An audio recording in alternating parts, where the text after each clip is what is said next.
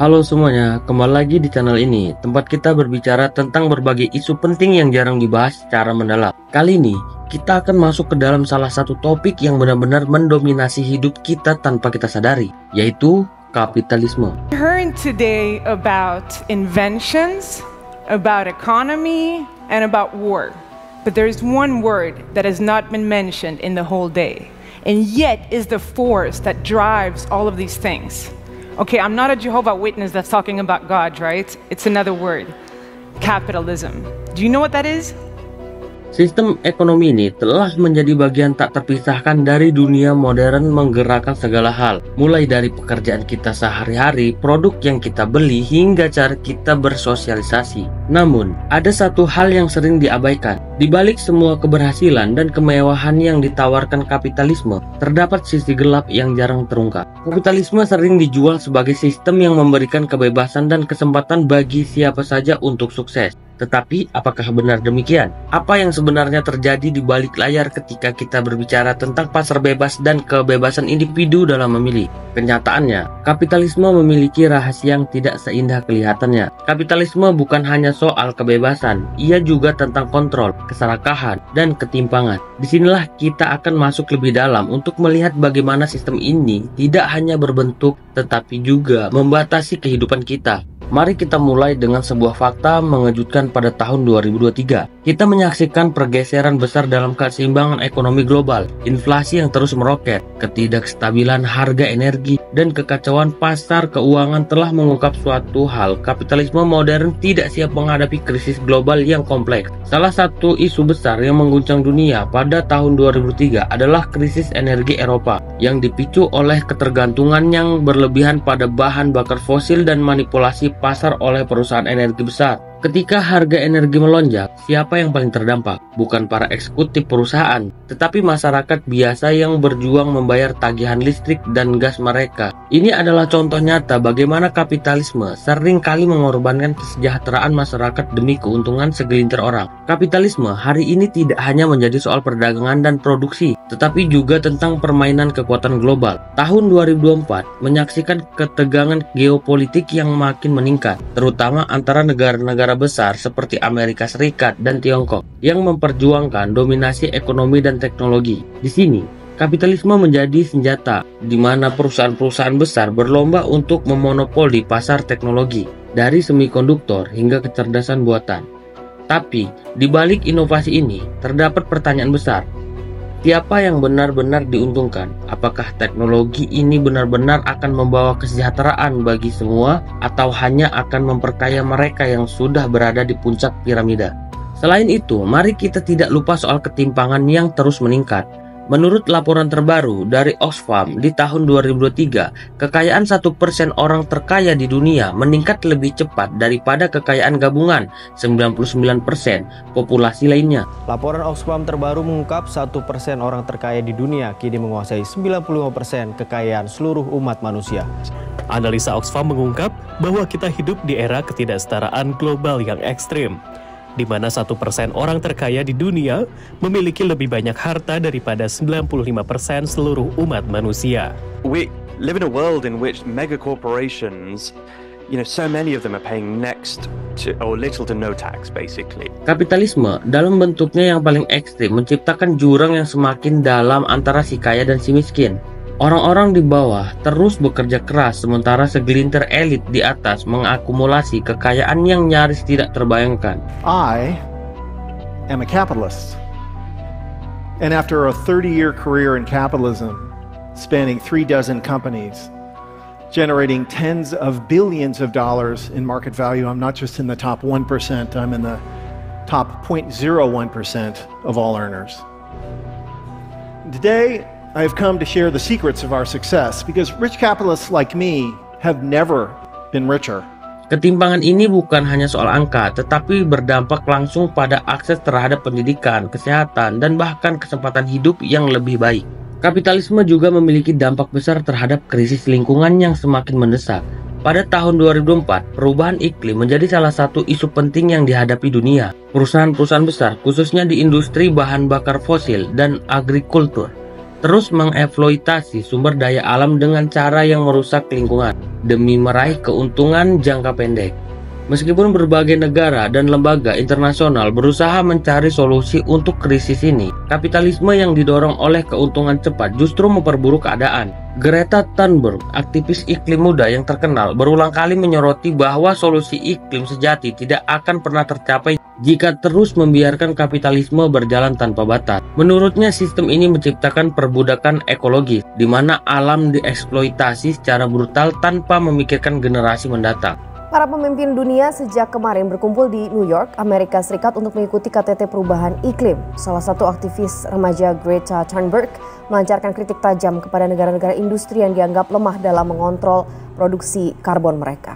Tindakan Thunberg dalam mengampanyekan dampak perubahan iklim sejak setahun lalu telah menginspirasi jutaan orang, termasuk para pelajar, untuk mogok sekolah untuk berunjuk rasa. Dalam KTT tersebut, para pemimpin dunia juga mengaku beratnya ancaman perubahan iklim dan upaya untuk mengatasinya masih belum berdampak signifikan. All wrong. I shouldn't be up here. I should be back in school on the other side of the ocean. Yet you all come to us young people for hope. How dare you? You have stolen my dreams and my childhood with your empty words. And yet, I'm one of the lucky ones. People are suffering. People are dying. Entire ecosystems are collapsing. We are in the beginning of a mass extinction, and all you can talk about is money and fairy tales of eternal economic growth. How dare you? Kita juga tidak bisa melupakan peran perusahaan teknologi besar seperti Google, Facebook, dan Amazon yang menggunakan kapitalisme digital untuk memanipulasi perilaku konsumen. Kapitalisme di era digital mengubah kita semua menjadi produk, di mana data pribadi kita menjadi komoditas yang diperdagangkan untuk menghasilkan keuntungan besar. Dalam sistem ini, privasi kita diabaikan, dan kita justru semakin terjerat dalam ekosistem kapitalis yang tak pernah puas. Shoshana Zuboff menyebut fenomena ini sebagai kapitalisme pengawasan, di mana segala tindakan dan preferensi kita direkam dan dimonetasi oleh perusahaan-perusahaan raksasa. Sementara kita menikmati kenyamanan teknologi, kita kehilangan kendali atas kehidupan pribadi kita. So what is surveillance capitalism? So it has long been understood that capitalism evolves by taking things that live outside the marketplace and bringing them into the market so that they can be sold and bought. For example, sebelum kita membahas lebih jauh tentang rahasia dan sisi gelap di balik kapitalisme, pastikan untuk memberi dukungan dan menekan tombol suka. Ikuti terus channel ini dan aktifkan notifikasi agar kamu selalu update dengan konten-konten menarik lainnya. Mari kita mulai.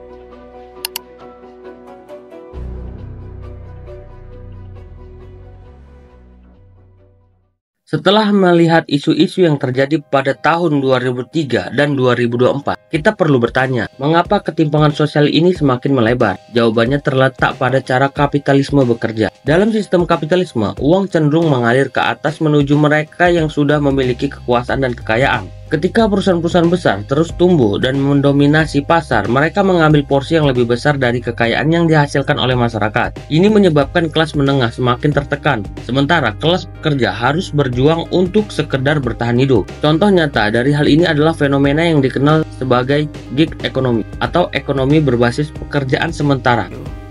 To keep moving and remain nimble, because today speed, agility, flexibility and adaptability are what count. I want you to leave here today thinking differently, because I believe that, like it or not, every role is a gig and you are all part of the gig economy.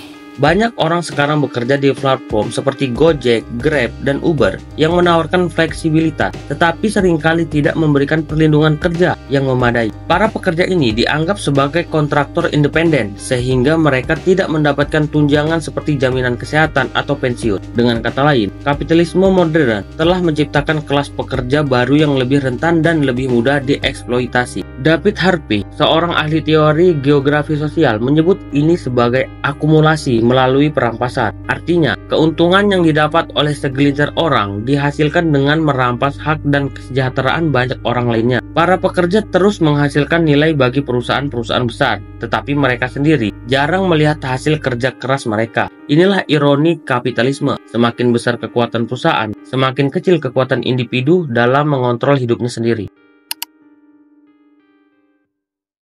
Krisis iklim yang semakin parah juga tidak bisa dipisahkan dari kapitalisme. Sistem ini bergantung pada pertumbuhan ekonomi yang tidak berkesudahan, yang seringkali mengabaikan batas-batas alam. Kapitalisme modern sangat mendorong eksploitasi besar-besaran terhadap sumber daya alam, karena tujuan utamanya adalah keuntungan bukan keberlanjutan. Contoh nyata dari dampak buruk kapitalisme terhadap lingkungan dapat dilihat pada industri fashion cepat. Merek-merek besar seperti H&M dan Zara menghasilkan pakaian dalam jumlah besar dengan harga murah yang membuat konsumen terus membeli. Namun, di balik harga murah itu terdapat biaya besar bagi lingkungan. Produksi pakaian murah ini memerlukan air dalam jumlah yang sangat besar dan menghasilkan limbah tekstil yang mencemari lautan. Menurut laporan Greenpeace, industri fashion menyumbang sekitar 10% dari emisi karbon global dan memproduksi 92 juta ton limbah per tahun. Di sini kita melihat bagaimana kapitalisme mendorong konsumerisme berlebihan yang merusak bumi kita. Sistem ini terus memacu kita untuk membeli lebih banyak barang yang sebenarnya tidak kita butuhkan. Demi menjaga roda ekonomi tetap berputar, Greta Thunberg telah berulang kali menekankan bahwa perubahan iklim tidak bisa diatasi jika kita tidak mengubah cara kita memandang kapitalisme. Menurutnya, kita hidup dalam sebuah sistem yang mengabaikan keseimbangan ekologis demi keuntungan jangka pendek. Kini kapitalisme telah bertransformasi menjadi bentuk yang lebih halus dan tersembunyi di era digital. Seperti yang sudah disinggung sebelumnya, kita sekarang hidup di dalam era kapitalisme pengawasan. Ini berarti setiap aktivitas kita di dunia maya dipantau dan dieksploitasi untuk keuntungan perusahaan-perusahaan besar. Misalnya, ketika kamu menggunakan media sosial seperti Instagram atau TikTok, data tentang apa yang kamu suka, siapa yang kamu ikuti, dan bahkan berapa lama kamu melihat sebuah postingan, semua dicatat. Perusahaan-perusahaan ini menggunakan data tersebut untuk menargetkan iklan yang lebih relevan dan meningkatkan keuntungan mereka. Tapi, apa yang kita dapatkan? Kita menjadi lebih terjebak dalam siklus konsumsi yang tidak ada habisnya. Selain itu, privasi kita sebagai individu perlahan-lahan terkikis. Kapitalisme digital ini menciptakan paradoks di mana kita menikmati kemudahan teknologi, tetapi di sisi lain, kita kehilangan kendali atas informasi pribadi kita. Jaron Lanier, seorang pionir dalam teknologi dan pengkritik keras kapitalisme digital, mengatakan bahwa sistem ini pada akhirnya akan menyebabkan dehumanisasi manusia. Kita semakin dilihat bukan sebagai individu dengan identitas unik, tetapi sebagai kumpulan data yang bisa dimanipulasi. Menurut Lanier, inilah bentuk eksploitasi baru di abad ke-21, ketika secara tidak sadar memberikan informasi kita kepada korporasi yang menggunakannya untuk keuntungan mereka. Untuk menggambarkan apa yang terjadi dalam kapitalisme modern, bayangkan sebuah kapal besar di lautan luas. Di kapal itu hanya ada sedikit orang kaya yang menikmati semua kenyamanan dan fasilitas mewah. Sementara itu, di bawah permukaan ada ribuan sukoci kecil yang diisi oleh jutaan pekerja biasa. Para pekerja ini harus terus mendayung agar kapal besar itu tetap bisa berlayar. Jika salah satu sukoci berhenti mendayung, mereka akan tenggelam, tapi kapal besar akan terus maju tanpa mereka. Ini adalah analogi yang pas untuk menggambarkan bagaimana kapitalisme bekerja. Mereka yang berada di puncak piramida ekonomi hidup dalam kemewahan, sementara mayoritas orang harus bekerja keras hanya untuk bertahan hidup. Kapitalisme menciptakan ketergantungan di mana segelintir orang bergantung pada kerja keras banyak orang lainnya tanpa memberikan imbalan yang setara.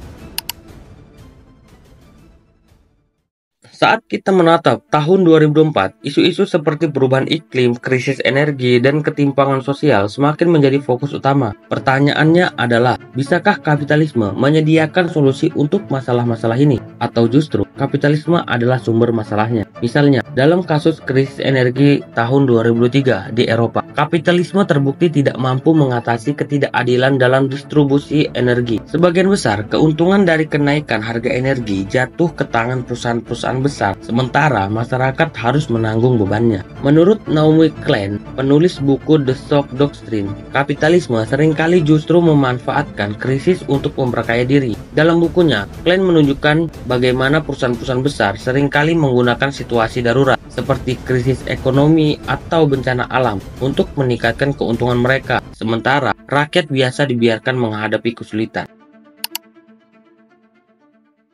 Jadi, setelah semua ini, apakah kapitalisme masih bisa kita anggap sebagai sistem yang ideal? Apakah ada cara lain yang lebih adil dan lebih manusiawi? Tentu saja, kapitalisme telah membawa kemajuan dan inovasi, tetapi kita juga perlu berpikir kritis tentang biaya yang harus dibayar. Setiap sistem pasti memiliki kekurangannya, tetapi jika ketimpangan, eksploitasi, dan kehancuran lingkungan menjadi harga yang harus dibayar, apakah kita masih bisa mengatakan bahwa kapitalisme adalah satu-satunya pilihan? Mari kita mulai mempertanyakan sistem ini dan mencari solusi yang lebih baik. Solusi yang tidak hanya menguntungkan segelintir orang, tetapi juga membawa kebaikan bagi seluruh masyarakat dan planet kita. Bagaimana pendapatmu? Tulis di kolom komentar. Terima kasih.